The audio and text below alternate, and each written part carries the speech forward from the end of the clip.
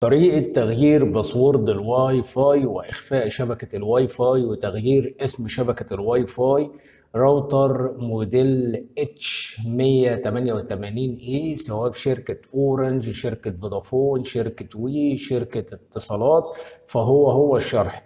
طالما موديل الراوتر H188A، يعني الراوتر بتاعك كده مكتوب عليه H188A، ما نختلفش بقى سواء شركة فودافون اورنج وي اتصالات. فطالما الموديل واحد فهو السيستم واحد، فهو الشرح واحد. تمام.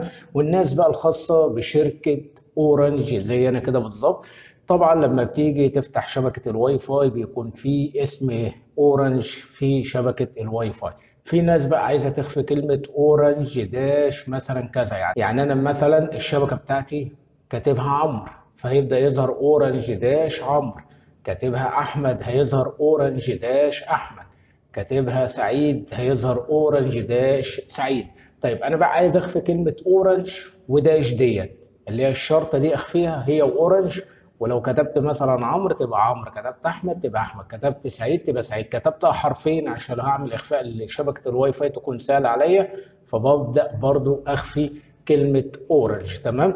كل اللي انا عايزه منك هتفتح الجهاز الكمبيوتر بتاعك، او لو معاك موبايل فهو الشرح. يعني سواء بتستخدم جهاز الكمبيوتر زي هي الطريقة، سواء بتستخدم الموبايل برضو هي الطريقة. يعني سواء شغال من على الكمبيوتر او من على الموبايل فهي الطريقة، ولكن انا شغال من على جهاز الكمبيوتر. هنيجي هنا في البحث هنبدأ نكتب 192 دوت 168 دوت 1 وهو الانتر. تمام.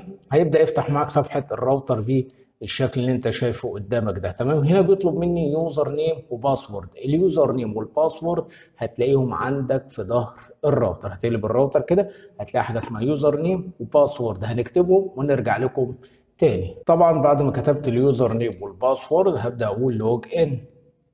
الراوتر هيبدأ يفتح معايا زي ما انتم شايفين اهو. تمام. هضغط على لوكال نتورك، هنضغط عليها.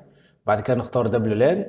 بعد كده هنيجي هنا طبعا الراوتر بتاعي بيبث شبكتين. تمام. 2.4 وال 5 جيجا هرتز، 2.4 جيجا هرتز وال 5 جيجا هرتز. تمام. طيب اول حاجه 2.4 محدد عليها، وبرده ال 5 جيجا هرتز محدد عليها، بس انا هقفل الجيجا هرتز. طب انت قفلت الجيجا هرتز دي لاني انا ال 5 جيجا هرتز دي مش محتاجها.